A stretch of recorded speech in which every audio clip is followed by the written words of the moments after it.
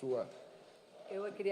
Eu aqui agradeço a gentileza de me dar a oportunidade de saudar essa bela plateia, esse grupo que veio aqui, se deslocou, dedicou o seu tempo para este momento. Eu também tive esse compromisso de dedicar esse tempo a esse encontro, porque eu considero que este evento, este fato da formação da Comissão Nacional da Verdade da Escravidão e das comissões estaduais pela OAB, uma instituição que representa no Brasil a consolidação e o desenvolvimento do Estado democrático, é um fato extremamente importante e que merece realmente a atenção de todos nós, democratas, da sociedade civil e também das casas legislativas e dos governos em todos os níveis. Por isso, eu lembro que meu marido, Abdias Nascimento, que foi deputado federal, que foi também senador e foi titular da Secretaria de Defesa e Promoção das Populações Negras aqui no estado do Rio de Janeiro, o primeiro órgão executivo criado com a função de pensar e executar políticas públicas para o combate ao racismo. Uma das coisas que ele sempre colocou, Adame, é exatamente a qualidade suprapartidária da ação da sociedade brasileira em todos os seus níveis para combater o racismo e para entender o legado que a escravidão deixou para o país e que ainda está muito vivo, né, em nossa sociedade. E uma parte desse legado é exatamente a negação de um crime contra a humanidade, contra o Brasil, que foi o fato histórico da escravidão, como ela operou aqui nesse país. E quando a gente fala em crime, nós estamos lembrando a resolução, a decisão da terceira Conferência Mundial contra o Racismo, que teve lugar em Durban, na África do Sul, em 2001, e quando se definiu que o tráfico negreiro, o tráfico escravista, em todo o mundo, não só no Brasil, constituiu realmente um crime contra a humanidade.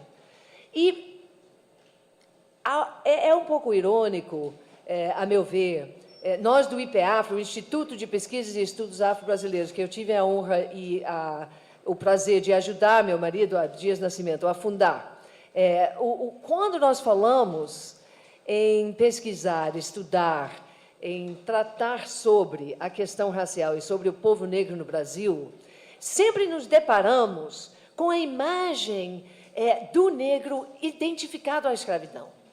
Ah, vocês fazem pesquisa sobre escravidão. Então, a nossa posição sempre tem sido de nos afastar um pouco, de focalizar o negro fora desse contexto da escravidão, porque ele não é o eterno escravo. Imagem que foi construída a partir do fato histórico da escravidão do africano no Brasil, mas que não corresponde à realidade. O negro, como ator, como protagonista histórico, ele tem muita ação no mundo e no Brasil, sem ser como escravo. Porém, a imagem que se tem do negro é muito identificado à imagem do escravizado.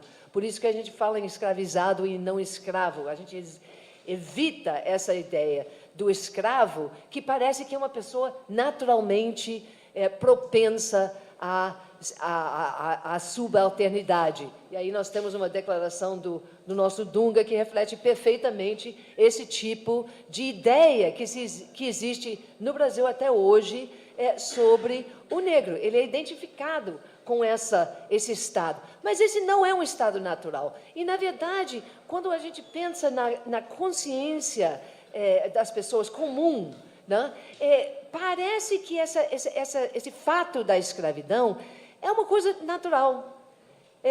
que não teria sido crime, que não teria sido uma coisa extraordinária que mereça uma pesquisa. Então, nós temos uma situação em que, como o Adame disse, os historiadores têm levantado muitos fatos que não vêm a ser de conhecimento do público, inclusive porque houve, durante muito tempo, um discurso que dizia que a escravidão no Brasil foi uma escravidão mais amena, né? Uma escravidão mais branda. É algo que se liga, às vezes, à suposta bondade da Igreja Católica, que, aliás, como instituição, foi dono e negociador de escravos, né? Diga-se de passagem, mas houve, e se cultivou, e ainda se cultiva em certos círculos, a ideia de que no Brasil a escravidão foi uma coisa muito gostosa, onde, sabe, os meninos brancos, filhos do patrão, filhos do dono, né, e aí eu estou citando um dos pesquisadores mais reconhecidos, que publicando, inclusive, um trabalho na Nigéria, onde nós tivemos oportunidade de contestá-lo. Não, porque os filhos dos donos, os filhos brancos dos donos, se iniciavam sexualmente, né, com as meninas escravizadas, numa relação de amor e fraternidade. Ou seja, a violência do estupro, a violência da subalternização, da negação da condição humana dessas pessoas, é algo que passa inconcebida, desconhecida na consciência de grande parte dos brasileiros, né? E se tem uma ideia de que, assim como nós temos uma democracia racial, onde o racismo não se manifesta, ou se manifesta de maneiras muito diferentes e mais fraternas, diferentes de outros países, e que é uma forma de não reconhecer que o racismo institucional impede uma população, né, de ter acesso aos bens do país, do qual ele é cidadão.